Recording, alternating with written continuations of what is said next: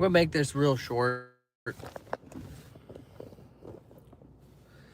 Um, in our group, we were talking about hunger the other day, and I have a lot of clients in there, that have been with me for 6, 7, 10 years. I have clients who literally signed up at San Jose Barbell in 2014, so 11 years.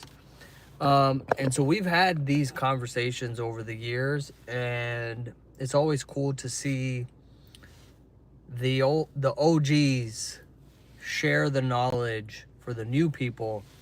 And so somebody had brought up the question of like, well, how do you not get hungry, on X amount of calories? And so we had a couple of the OGs chime in, and so I just want to reiterate that message. One of them is, first of all, if you're trying, so everybody's trying to fix these problems. There's a problem, I'm hungry. I want to fix that.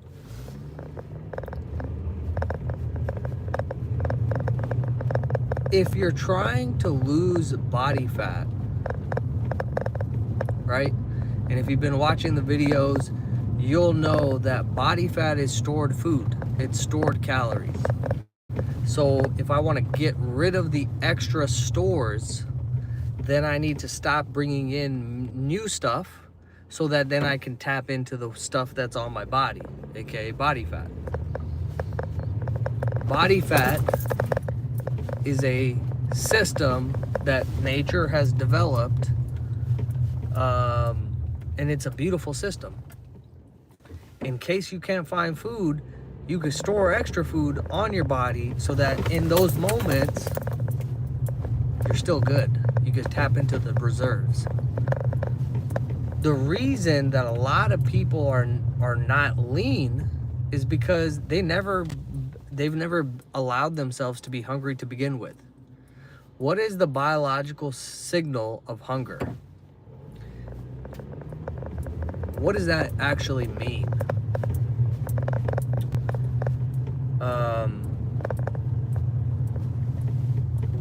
When that happens, that means now your body can tap into the reserves that you have stored. So it's actually a good thing. So the first part of this whole thing is like a perspective shift, right? And the perspective shift is like, if I'm trying to get lean and I feel hungry, cool. Because now I'm getting rid of that body fat. I'm getting into those reserves. So it's something to be grateful for and be appreciative of. Because if I have 40 pounds of body fat on me, I gotta be a little bit hungry in order to tap into that. The next thing is, and one of the OGs mentioned this, is, you don't have to go in this direction. I usually don't, but it's a very valid point, and a useful point if you want to go there. And that was, being hungry is a choice. There's a lot of people who would love to be in the position of most of us where we have access to cheap food and we have the luxury of having 50 pounds of body fat. Throughout history, you're not fat unless you have a lot of money, right? And that speaks to the biological systems of what is fat for. The fat is for, in case you don't have food, you can tap into it. And the only people who could afford to be fat were rich people. And we live in a time where we have access to all that. And so that's actually a wonderful thing that we can be appreciative of and have gratitude for. And so that's one side. So that's kind of like the conceptual side of it. And then we can get into the tactical, because everybody wants to focus on the tactics of how do I lose fat and not feel hungry. All right, we're going to get into that. I think you need to address the psychological side first, before you go down this road. But the psychological side, hey,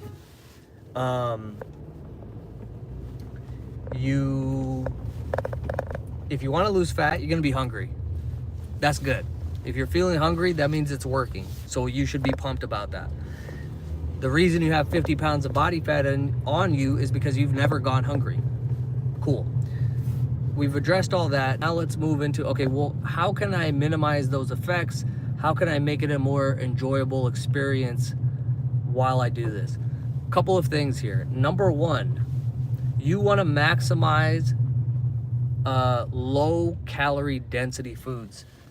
The first thing you got to do is bump up your protein. Everybody knows this. Most people don't do it, but you want to increase the amount of protein that you're eating. If you're a male, it should be 150 to 200. If you're a female, it should be 100 to 150.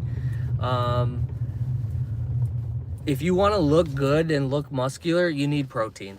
Not only that, but protein is not just about, bodybuilders.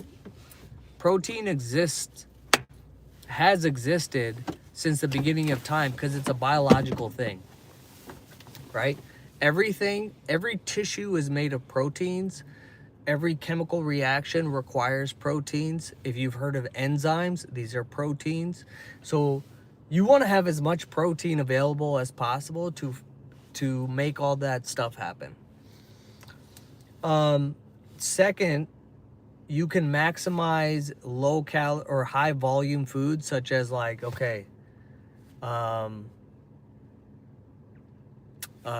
salads and rice and potatoes. They're very filling, but in relation to the amount of calories you get, it's wonderful because you get high satiety, meaning you feel more full for less calories. One of the examples that was brought up was like, well, hey, if you try to eat 1,300 calories just of protein, which is not a lot of calories, that's 300 plus grams of protein. You're not going to eat that. You're going to be so full by the time you hit 150 that you can't keep eating. So the benefit of these types of foods is that you will get full. You can't eat more, and the calories are very low. So that's the benefit of this kind of stuff. Now, those are the important things. The last couple of things, this is more getting into the weeds, and I don't like to get into the weeds, but I think it's worth mentioning that if your sodium and your potassium levels are low, you're going to feel more hungry. And you can do these experiments.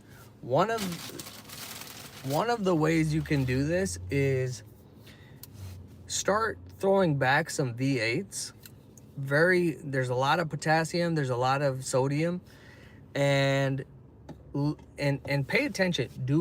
What happens to your hunger when you start off your day with 2 to 4 of these little cans, and how that affects your hunger, right? And so the last thing I'll say, and this is jumping back, so there's just some tactical things, but we're going to jump back to the psychology of fat loss and the psychology of hunger. Most of the time when we're eating, it's about behavior patterns where it's not necessarily that you're actually hungry.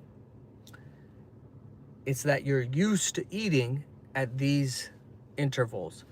This trigger happens, you eat. And so if you have 20, 30, 40 years of this behavior, it becomes very ingrained to stressed out, eat. You start your day, grab a donut, grab a coffee. So most of the time, you're not even actually hungry. It's just a pattern, right? And so I even shared this with the group, and I was saying that, I eat donuts every single morning. And I've been paying attention to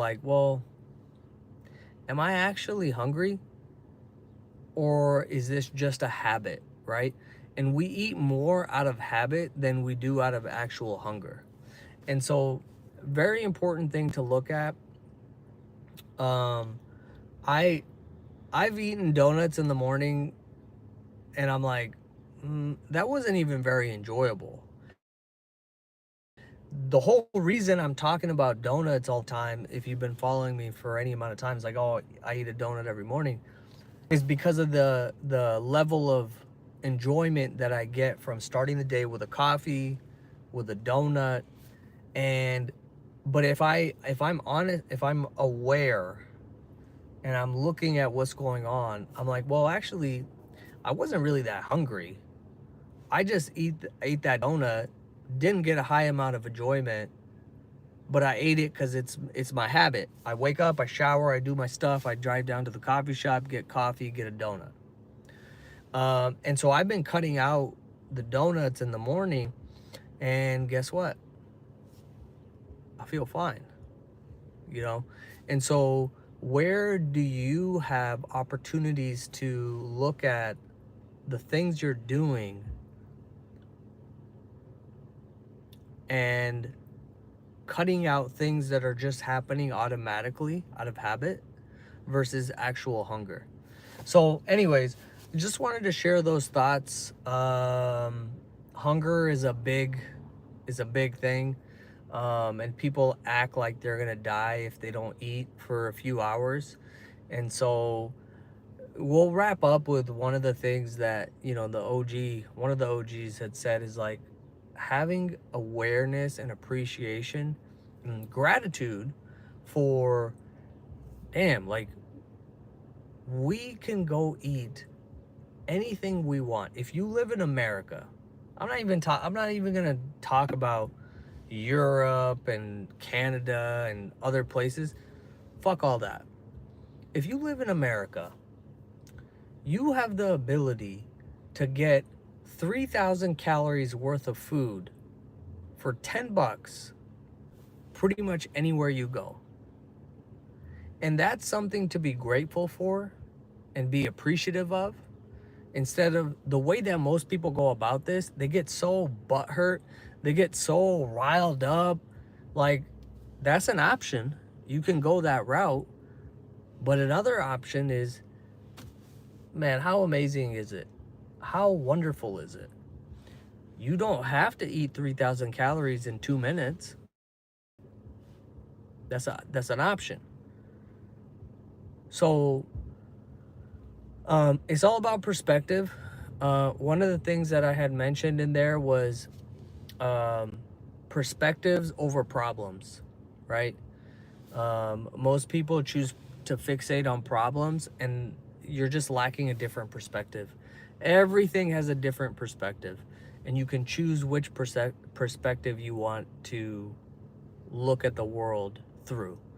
And as Brian Grasso told me in 2016, your perspective is your reality, right? I cannot convince anybody who thinks that the, you know, world is falling apart, that the world is not falling apart. And so these are things that will lead to a more enjoyable, more peaceful path forward. All right. And as always, I'm here. If you want me to help you, send me a message on Instagram, leave a comment on the videos. My goal is to see more people